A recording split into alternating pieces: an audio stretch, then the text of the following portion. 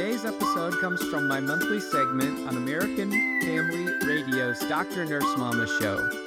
Each conversation unpacks a chapter from my book, Biblical Worldview, and helps parents and grandparents pass on a faith that lasts. You're listening to the Gospel Shaped Family Podcast, shaping hearts, homes, and churches around the gospel, one conversation at a time. Well, hey there, friends, and welcome to my favorite time of day, getting to spend time with you, prescribing hope for healthy families. And listen, we are going to talk about a topic today that I constantly get questions about. It doesn't matter where I go, what we talk about on the show, where I see parents in practice and clinical practice, or I see students who are learning to be healthcare providers, or if I'm in my church, or if I'm just in line at the grocery store. The one subject that brings the most questions from parents everywhere for the last several years is the issue of technology. It is something that we are just still trying to wrap our brains around, and we have this very unique generational gap where we have parents, a generation of parents, whether that's Gen X, whether that's millennials, whether that's baby boomers who are maybe even grandparents raising their grandkids. We are raising a digital native generation. We're raising Gen Z and Gen Alpha who don't just see and expect technology to be present. They expect it to be excellent. They expect it to be fast. They expect it to be good. They expect it to be helpful. And it's really hard when we don't have that lived experience. We don't know what it was like to grow up with a smartphone. And some of you, me included, are thinking, thank the Lord for that. But this is a reality that is facing Gen Z. And what I see is a lot of times very negative messages that go to them, like this is a terrible time to be alive. And we see the cultural darkness. But today, we're going to find hope and help, and most importantly, the light of Christ shining through all of that cultural chaos. Screens are everywhere. Our kids are living in a screen-saturated world. They are on our walls. They're in our pockets. They're in our kids' backpacks. They're everywhere that we go. They're in cars. Parents know something feels off, but just so many of us don't know, where do we even start? And most importantly, how do we respond without fear? Because there's so much fear that is driving the motivation and response here. Or maybe besides fear, there's guilt. Like, I don't feel like I'm doing the best, but I don't know how to do any better. Or just the extremes of, hey, let's just all go back to the Partridge Family era. Let's go back to Little House on the Prairie. Like, let's go back to times without technology. Or, let's just dive in and have a Jetsons kind of house here. Today's conversation is about moving from reaction to responding with biblical clarity. And my guest today is a frequent guest. I've got back with me today Dr. Josh Mulvihill. He's a pastor, he's an author, he's a husband, he's a father. He's an executive director of church and family ministry at Renew a Nation, and he has written a book. We did a series all last year called Worldview Wednesday. You can go back and look for those on the podcast at afr.net or any podcast platform, where we really walked through how do you be intentional on helping your child develop a biblical worldview. And today I have him back to talk about two articles that he's written, which he frequently writes and puts out resources for families. And we'll talk about a compelling case that media isn't neutral. It is a form of digital discipleship. And parents have to lead with intentionality. We can't just be passive about this. And while information abounds, wisdom is scarce. And it's not about banning technology or living in fear. It's about asking better questions. What is shaping our children? Who is discipling them? How do we steward technology for God's glory instead of letting it shape our homes by default? So, Josh, so grateful to have you back. Thank you so much for joining us and asking good questions. How are you? How are your family? How's your family? And you have big news to share with us, and I'm excited to share it. Yes, it's good to be back. And hello, Jessica. Yeah, the big news for our family is our oldest son just got engaged a few weeks ago. So we're gaining a daughter. Exciting. Yeah, we're super excited. Wedding this summer. That's the first of our kids to go down that path. So new for us, but very excited. That is super exciting. You know, it's funny because my husband is the only son in his family. And so my father-in-law, he wanted to make sure I knew that I was part of his family. And he's like, "You are not my daughter-in-law. You are my daughter." I'm like, "Dad, you're going to have to say I'm your daughter-in-law because otherwise it's just raising all kinds of questions. Don't introduce me as your daughter-in-law. That is okay." But it's so exciting to be in that series of firsts. And you have a new podcast coming out too. So that's Yeah. exciting. Tell us about that.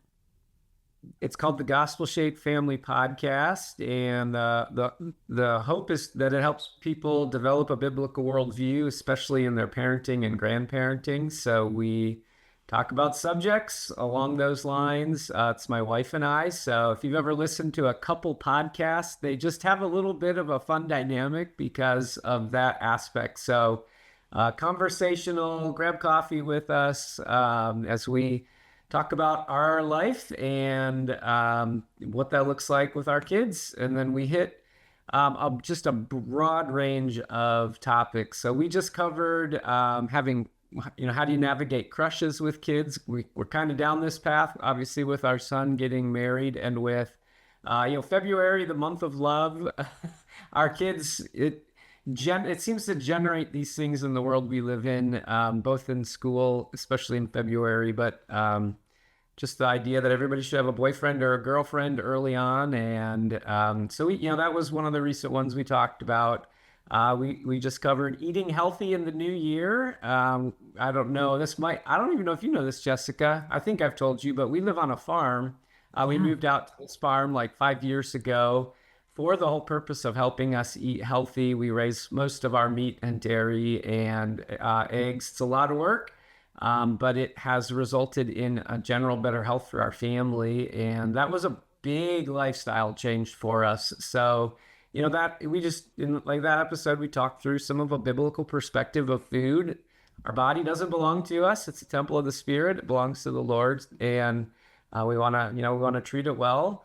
Those are some of the recent ones, but we're all over the map with what we talk about because worldview is comprehensive. It touches every area of life, and it matters with our kids in all areas. Discipleship is all of life. So come join us. It's on YouTube. It is on all audio podcasts, and everybody will get to hear Dr. Jessica. We are also airing the Worldview Wednesday episodes. There's about a dozen of them, and you can catch those there as well. Well, that is, people ask me all the time, how do you find hope in a world that is as dark as today? And honestly, Josh, I find hope in families like yours. You're right. Hearing that husband-wife dynamic and you talking about raising your family on a farm in Minnesota, which your state has been in the news a little bit lately, but just finding hope though in people who are looking to Jesus despite all of the cultural chaos. Like, I want to listen. And tell us one more time, what's the name of the podcast and where can we find it? It's called the Gospel Shaped Family Podcast. Anywhere audio podcasts as well as YouTube. You can find them there. So tell us, now that we're on that subject though, Josh, what is it like living in your state that is all over the national news? What kind of things are you seeing? How can we pray? How can we pray for your state? Well, it's crazy in Minnesota right now. I'm sure you're all seeing that in the news. You can pray for the Christian witness that we have. Obviously, there's a very heated exchange happening with people of all kinds of opinions, and we want the gospel of Christ. I mean, that is the answer for the hurt that we see in our world and in our state. And it's a great opportunity, of course, to share the love of Christ, the gospel of Christ with others.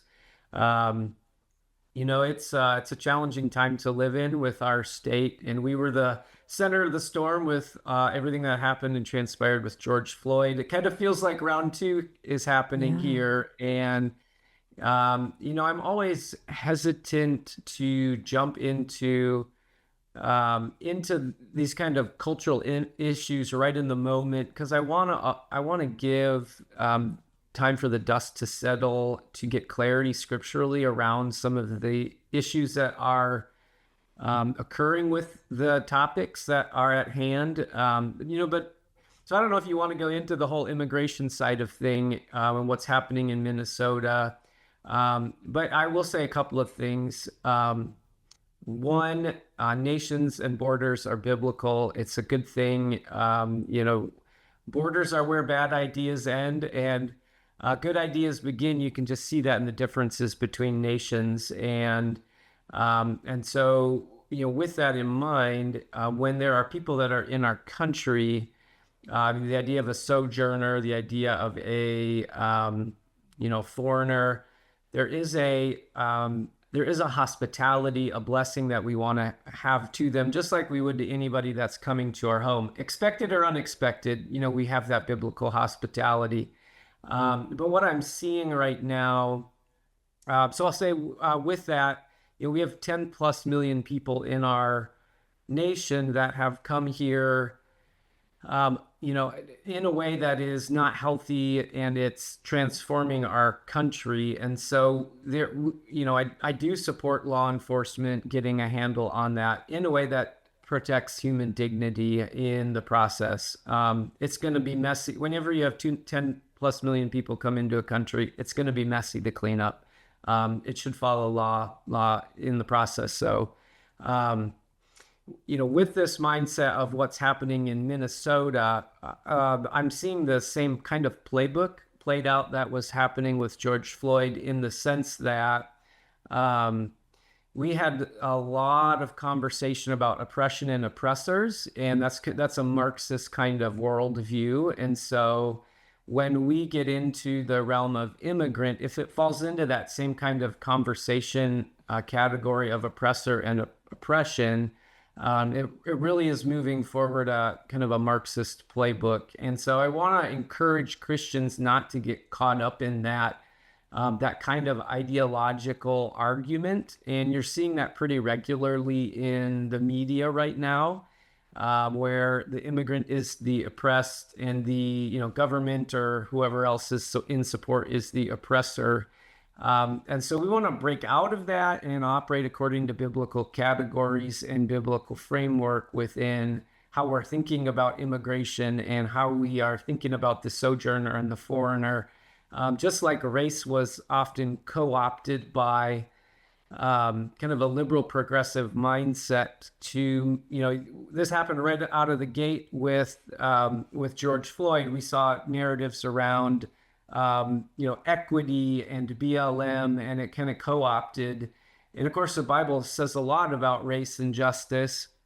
Equally, it does around immigration and the foreigner and the sojourner. So we want those things to inform how we operate and how we think. So I'll just encourage, we could build a whole program around this. But that's what I'll kind of focus on right now, is don't get co-opted by that oppression ideology in this conversation, and keep your eyes open for it, because you'll start to see it pop up as the conversation's happening.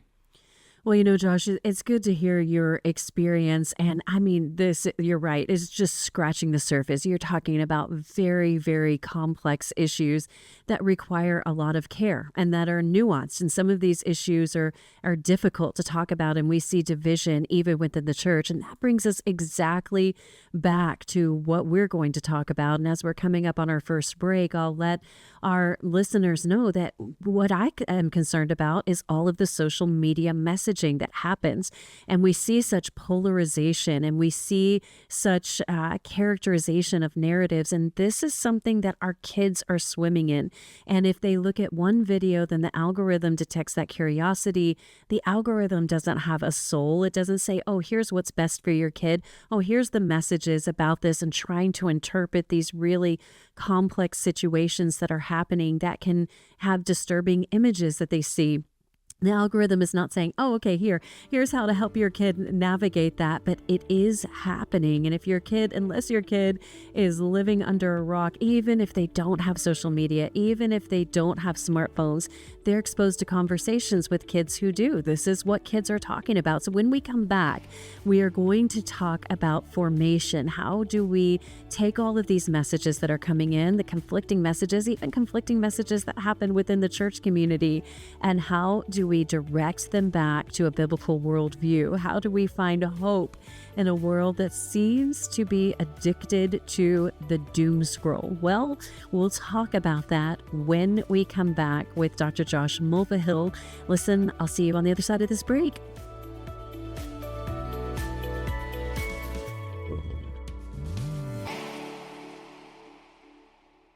We're honored to partner with Garrett and Yvette Hampton, and today I want to point you to their podcast, Schoolhouse Rock.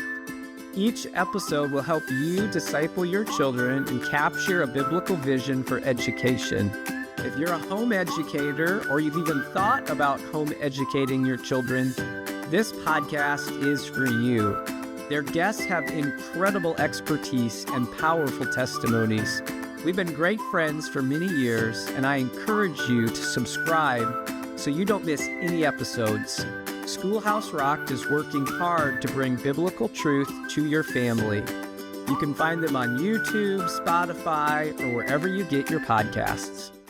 Welcome back, friends. That is I Could Sing of Your Love Forever by Sonic Flood. Some of you are having a flashback to other good Christian music, and I could sing of God's love forever. And that today is the encouraging message. We are living in a world that is addicted to the doom scroll. When we click on our social media, it starts to auto feed, and AI is really impacting this much more than you're even aware. AI is now determining what do you linger on, what do you hover over, what do you click on, and it is crafting content to send to you to cultivate a worldview. And we see events that are happening in the world that are troublesome, that are traumatic, that can be difficult to interpret, that have talking heads trying to talk and interpret what you should believe about this, what you should do about this, what you shouldn't believe about this. This is all related to what we're calling digital discipleship. We used to think of discipleship in a much more traditional way where we help our kids to develop spiritual disciplines and we help them develop a biblical worldview. But we have a powerful force that's in the world today, and that source is technology. Today, I'm talking to Dr. Josh Mulvihill, and he is a pastor, an author, a dad, a husband, and now a podcast host on his podcast. And we're talking today about his experience and views with technology through that lens. Josh, let's talk about what you mean when we talk about media as a form of digital discipleship. I think this is something that as parents, we're just not being intentional enough in folding that digital life into a discipleship narrative. How do we unpack what that means in everyday family life? Well, it shapes who our kids become and the beliefs they hold, whether the people that influence them are in flesh and blood or are on a screen or in audio, they're still shaping who we become. So that's what we mean by discipleship. I actually just read a research article that showed how since the smartphone came into existence in I forget, it's 2007, 2008 timeframe, how it has shaped the voting preferences of men and women based on something you just said, Jessica, the feeds that they're getting. And there's no at least this article said there's no nefarious motives other than they're trying to generate views, and the algorithms are trying to feed people what it is that they're wanting. And for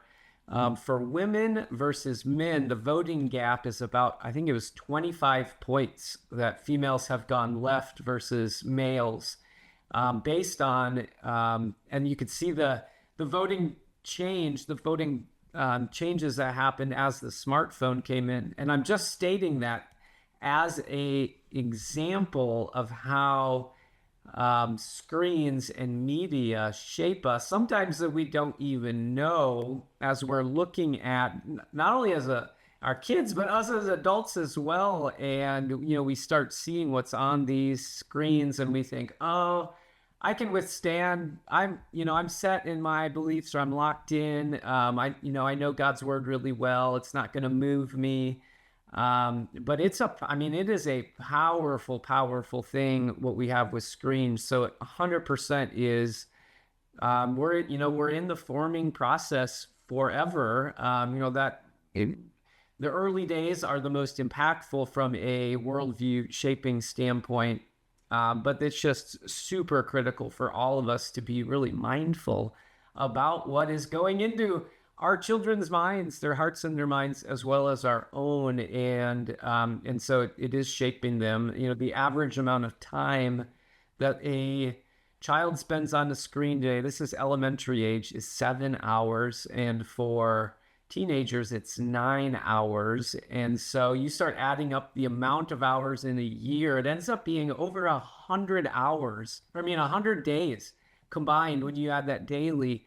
And you think, man, if I was going to put my kids in some kind of shaping environment, that's a third of their year. It's so impactful. And I think we underestimate the shaping ability that screens and media is having in our lives and with our kids. And it's, as you said, it's not we don't, this shouldn't be a fear-inducing thing. We don't want it to be a guilt-ridden thing. It's an awareness-raising thing, and it's really easy. I got 5 of my own kids. Some of them are still young. I've got one that's in grade school still.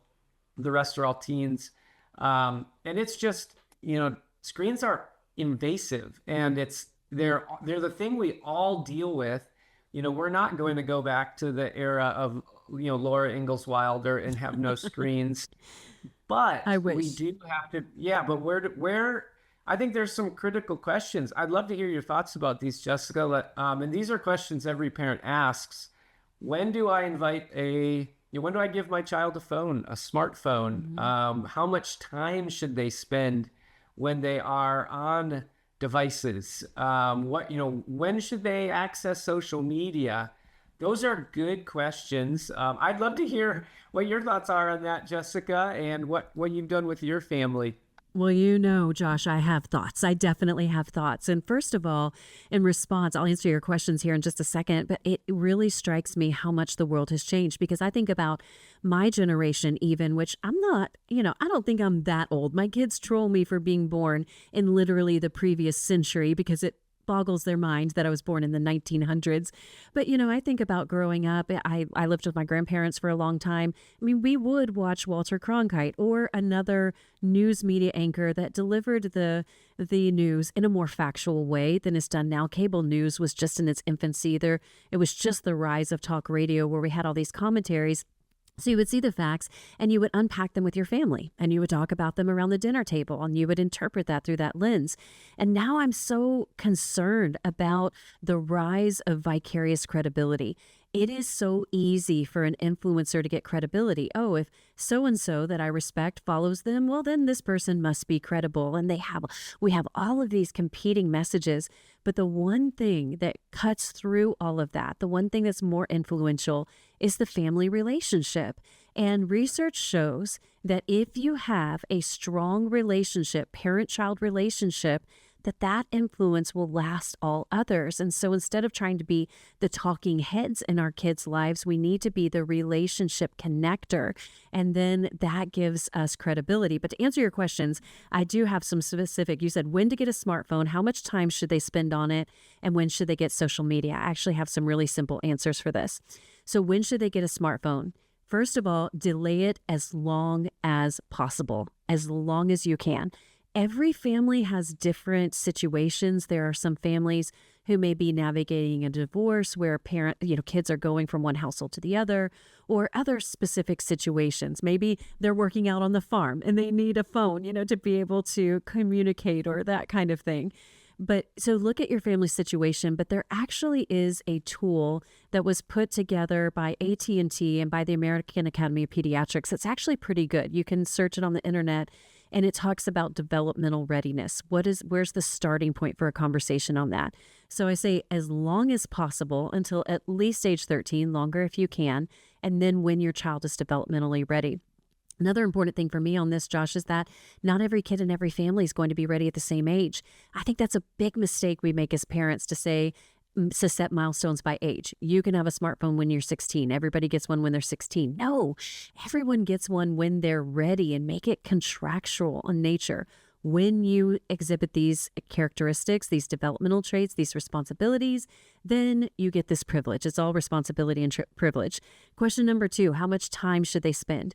This is super interesting because the shift has gone away from time, because time restraints really position parents as the phone police, and nobody wants to be the phone police. And every place is different. Some kids may have screen time because they're taking an online class, at a community college for dual credit or something like that. It's all about why. It's all about the purpose. It's all about, what am I trying to accomplish when I am on here? It's about minimizing that mindless scrolling that just, where 2 or 3 hours disappear. That's really sobering, Josh, when you say a third of their lives, and then a third of their lives they're spending sleeping, and then a third of their lives they're spending being human. You've got to eat. You've got to, you've got to have hygiene. You've got to go places and do things. That is really, technology is a thief of time. Third one, social media. Again, as long as possible, delay that. Shouldn't even be an option till age 13. That is the age set by federal law and the Children's Privacy Act. But Josh, we are so callous as parents to terms of use. We just scroll down to the bottom of that legalese. Yeah, that's an inconvenience. Click yes, okay. But if your child gets on a social media platform before the age of 13 and violates that terms of use, then you can void any legal protection available to you should something bad happen to your child there. And parents don't intend for that. They don't want that to happen. But if your child has identity issues, social media is going to make it worse. If they have self-esteem issues, social media is not going to help. And our kids often will kind of gaslight us if we're being honest, like, everybody else has it, Mom, and this is affecting me so negatively, and I'm missing out, and it's really making me sad. And we just have to be the parent and just say, you are given to me by God to steward, and I see that you are not ready. So that's the answer to your questions. Do you have any follow-ups, anything you want to respond to on that?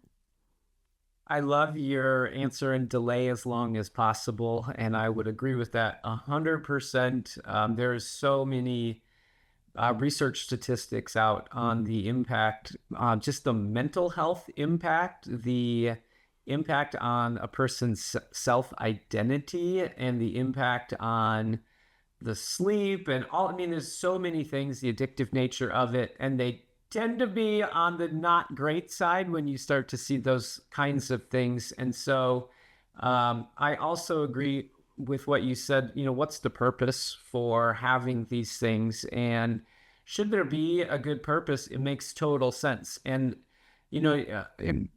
these are tools just like any other tool that we have in life. So they do have great value when used properly. But when they're used for entertainment purposes, predominantly, when they are used for communication tools, that's a good one. But it could be negative if they're used. Our kids can have a whole lot of improper uses communication-wise with them as well. So with our family, we've gone down the path of 16 is when they get a cell phone when they drive, and we figure if they can handle the responsibility of a big vehicle, their own life in their hands, they can do that with a phone as well. And with social media, we've held off till 18. My perspective is effectively a person's childhood ends when they get on social media and largely on the internet, because the kinds of things they are now exposed to it's the world of adult ideas, and it's heavy, it's a lot. And so as a father today, I want to delay that as much as possible until foundational maturity and in biblical truths are established as much as possible in the hearts and minds of my kids. And the challenge for me, I don't know if you've seen this, Jessica, we did this really well with our older kids, but as they got phones, so we have 2 of our 5 have phones at this point. They sit on the couch and all the younger siblings gather around and they look over their shoulders now. And we're like, whoa, time out. Like, come on, guys. Like, It's you're called like, shoulder surfing. There's actually a term for that. It's oh, called that's good. Okay. shoulder surfing. And so people think like, oh, my kid doesn't have a phone. I don't have to worry about that. But shoulder surfing is a thing. Yeah. So we've got the shoulder surfing. I didn't know that was the term for it. That's a term. Yeah, that's good. I learned something new here. Yeah. So, then we've had to think through how phones are used by older siblings with younger siblings, and they've had to have some conscious, intentional usage just to, because some things are totally fine. Like, sometimes, some reels on Instagram are hilarious. I mean, we can have a comedy hour just by watching the 30-second reels, and they're funny. I mean, they are funny. And so there's things that it's great. It's wonderful. I don't mind that.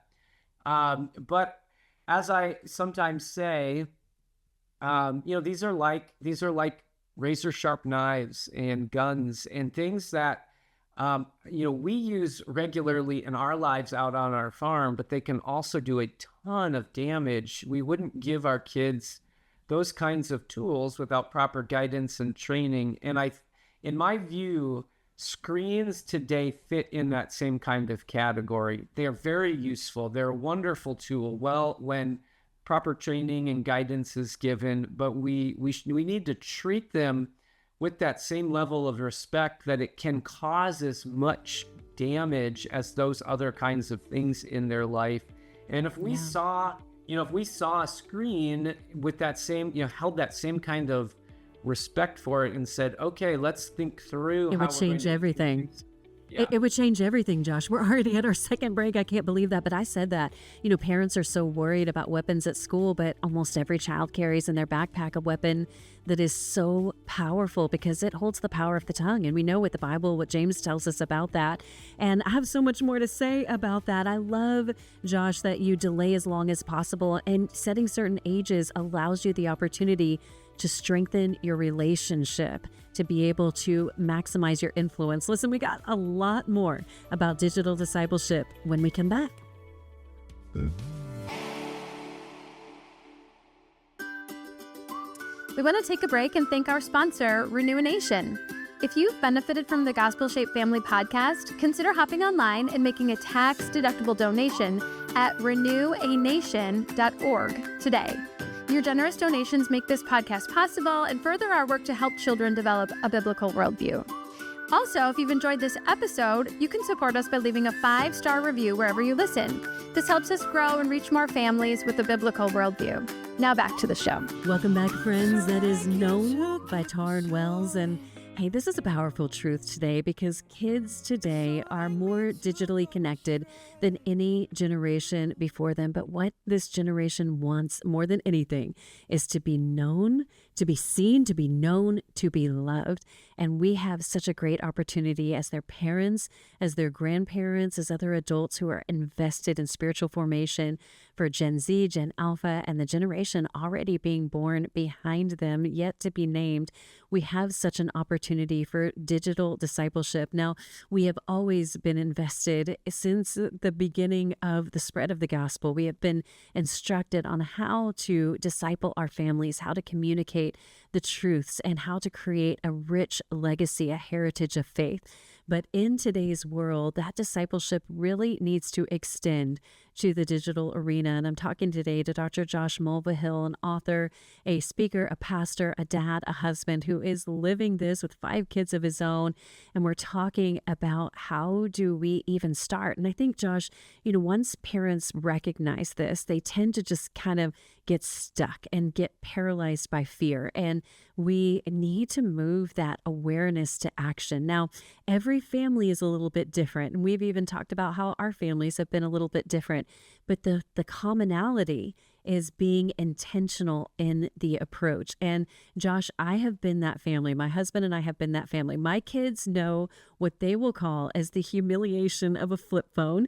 They had a flip phone before they got a smartphone because we gave them responsibility in that incremental period. And yes, it was true.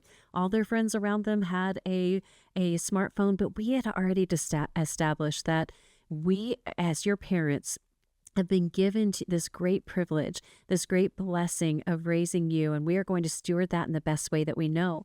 And what I know from research is that those uniqueness, those my family does things this way, and confidence in that identity, it's actually good for kids. And they can know that, yeah, my family is weird, we do it this way, but I'm confident in that. So we never had TVs in the bedroom. We always had computers out in a communal space where anybody could walk by. There was never any private streaming. We always have phones checked in the kitchen. Nobody has their phone under the covers looking at things in the dark of night when, that pull for and temptation. And you talked about, the exposure that they have, Josh. One of the things that I really think about that we don't think about enough, I think, is the responsibility that they have. Because when they see their friends, for example, making claims of self-harm, like saying, I want to harm myself, then once you see that, you have a responsibility to act on that. And 13, 14-year-old kids are usually not ready for that. And so, Josh, I would love for you to talk about just kind of that transition from awareness to action. Like how can you encourage families to just take that stand and not to look at it as a limitation, as being the phone police, but how these boundaries, these healthy boundaries, are actually the path to freedom, to spiritual freedom. Yeah. Well, I love some of the principles that you just mentioned. I think those are super good, super healthy to have. And I would encourage families to have those kinds of things in place, both to help children and protect them. Most of the stuff that our kids find online, they're not doing it, at least to begin. There's no, many of them, it finds them. They're just online doing their thing, and boom, this stuff finds them, and then they go down a rabbit hole as they get exposed to it. And so you're, protecting from that is important. But your question, how do we move into action? I think having clarity on why you have media in your home is really helpful. You mentioned the why, and that intentionality is critical. Is it for entertainment? Is it for communication? Is it for homework? Is it for, what purpose? Is it actually work related? There's different usage, and, if it's a lot of our usage is entertainment based, and that specific usage in our home, we use it for that at times, but we greatly limit that, and we want other alternatives. Our usage goes up right now. This time of year in Minnesota, it's below zero today. It's super cold. And so these times, we'll gather around, and our family loves the show All Creatures Great and Small, just released again for the year, the new season. And, we'll watch stuff like that at this time of year. Getting into the warmer months of the year, we find replacements for screens, and I think that's a good alternative for our kids. There's a phrase, if you're going to take a bone from a dog, give a dog a bone with more meat. I think I've even mentioned that here before, but it's good as a reminder. If we're going to take screens out of our kids' lives, let's put something better in place. And for our family, that's outdoors. There's so many wonderful things outdoors. That's books. We try to put great books in front of our kids. We have a library in our house, literally a room that's just floor to ceilings with books, and we read a lot. And when we discover the joy that's in pages, and we discover the beauty that's outside, and the things that we can do with hobbies and enjoyment, screens kind of lose their luster a little bit, because a lot of what happens in screens is really living vicariously through someone else in a simulated adventure. And so if we can replace that with our own life adventures, both in the pages of books and in real life, there's not as much draw when we see that on the screen. And with our family, that's part of why we've moved to a farm. We live an adventurous life. We could literally be a reality TV show with what we deal with. Literally, like when I'm getting texts from my son and wife as I'm right now that we had to give water to our cows, and the water froze because it's so cold out. Oh, no. This is just our life. That's awesome. we don't need to watch this on the screen because we're living. No, that's not everybody. But we have chosen to, and sometimes we feel like, man, there's a little too much excitement in our life, and that's okay. But I would say, what's the why? What's the intentional use of media that is in your life? We do want to limit some screen usage. So I'm not going to say what that looks like for each family. I think that's a question that we need to discuss. But what I think, screens have replaced relationships for kids today. That's a big deal. And so I think we need to just monitor how our kids are doing relationally and with communication and engaging with other people. And if that's being replaced by screens, we especially want to limit the usage on that front for the flesh and blood kinds of relationships that we have. And so there's other reasons as well we would limit, but that's a big one. And I would say, as parents, none of us like to disappoint our kids. We don't, we want to see them happy, but this is an area where I think we need some backbone at times with our parents because the requests are endless and the onslaughts are ongoing, and it just wears you down as a parent. And so I think if we can have, a predetermined plan and communicate that graciously and then enforce that consistently, what are our boundaries? That becomes less of a decision that has to be made on the spot versus trying to negotiate some usage all the time. So if you've not, as a parent or, as a couple, kind of sat down and thought, what are our boundaries? How do we want media used in our home? That would be a good thing to sit and actually, what's your plan? Have a plan and then implement the plan so it's not a fly by the seat of your pants. The last piece I'll mention here with this is monitor the messaging that's happening in the media that your kids are exposed to. So the principle for my wife and I is wherever our kids are in media, we want to be there as well. And that takes a lot of commitment and a lot of time. So we try to listen to the music they're listening to. We want to be watching the things they're watching. We want to, and this isn't an invasive way. And we're not sermonizing all this stuff as they are listening and watching, but we want to know, is this healthy for them to be engaged with it primarily? And sometimes we get to have a lot of fun because we're watching and listening to the same things and it's enjoyable and it builds family culture that way. And other times we say, okay, there's probably some better things out there for you. What could those alternatives be then? One of my sons wanted to listen to Morgan Wallen, who has some really catchy music.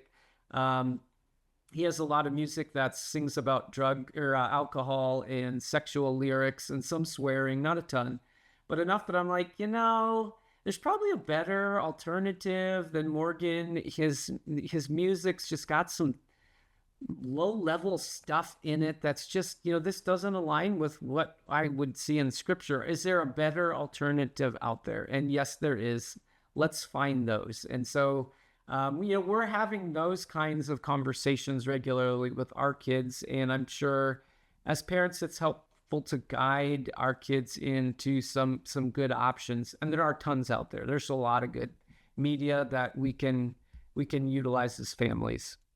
Well, it's just so encouraging just to hear your personal testimony, Josh, of living this out, because these are tough conversations and these are tough boundaries to have. But just to hear about, hey, here, this is how we're wrestling it out, not walking it perfectly, but being intentional and thinking about it. And I thought of three things as you were talking. First is parents do need to have a backbone and let their yes be yes and their no be no. I have seen so much negotiating that goes on with parents, and just like you said, wearing them down. But if you just make a habit of, of taking time, if you need time to make your decisions, think, okay, I need to think about this. I'll give you an answer tomorrow morning. And then that's it. Like, I'm going to talk about it. I'm going to seek wisdom. I'm going to talk to your dad. I'm going to, talk to the other parents involved or whatever it is. And just making that your yes be yes and your no be no, that has been really transformational for me. And just being comfortable that sometimes your response makes your kids uncomfortable emotionally. That's okay. And I tell them, I love you enough to let you be upset about that. That's okay. And one day you're going to see it my way. I hope and I pray, but I'm comfortable enough to say no. That's the first thing I thought. The second thing, oh my goodness, Josh, I cannot even cheer along enough in providing a compelling alternative. And you're right, maybe not everybody can move to a farm in Minnesota, but wherever you are, I'll give you an example really lived out from my family just over the holiday break. So I have a son who's in college and he invited some friends over. I made brownies because I know if you feed them, they will come. It's really that simple. You just make food. And I was working myself on a jigsaw puzzle. And so they came, they were curious because these kinds of things make Gen Z curious because it wasn't a screen. And so they sat down, started eating brownies, started doing the puzzle with me. The next thing I knew, we were playing Trivial Pursuit. And then they asked my son, hey, can we do that again? That was really fun. Play Trivial Pursuit with your family. And they came over and that's like become their thing. Oh, hey, can we have a family night with your family and make brownies, do a puzzle, and play Trivial Pursuit? Kids want connection. So providing that alternative, there's so much that you can do in leading your family, whether that's saying, hey, I'm going on a walk. Kids are curious. They may want to go with you. It can be just that simple. It can't just be get off your phone, get off your phone, get off your phone while we're sitting there on our phone. The third thing I thought is exactly what you said, affirming being involved in their media sources, listening to what they're listening to. It's one of the reasons why it's good to delay it as long as possible and having those conversations and asking questions like, how does this music artist, how do their lyrics align with your spiritual values? And sometimes they just don't. And asking those questions are really great ways to go. Well, Josh, once again, we're running out of time here, but I'm so grateful to you and to your wife, to your family for just trying to live out your walk with Christ and to be intentional about helping your children develop a biblical worldview. Once again, you can listen back to the series that Josh and I did last year, Worldview Wednesday. Josh, tell us once again what the name of your podcast is and where to find it. It's the Gospel Shaped Family Podcast, anywhere podcasts are available. So if you want to hear more about how do you feed the cows when the water is frozen, let me tell you, we don't have that problem here in Texas. Now, the cows may get out on the road quite a bit. We actually do have a lot of problems with cows that can come up, but not that the water is frozen. Listen, wherever you are in your journey to provide digital discipleship, to be a good influence, to influence your child's worldview, to help them cultivate a worldview, wherever you are in that, I pray that the Lord will bless you and keep you and make his face to shine upon you and be gracious to you. We are holding out hope for you and we are continuing to offer help for you. There is hope in this world. We can be the light of Christ as such a hope. Listen, I'll see you right back here next time. Thank you for listening to the Gospel Shaped Family Podcast. Please share this episode and give us a 5-star rating wherever you get your podcasts.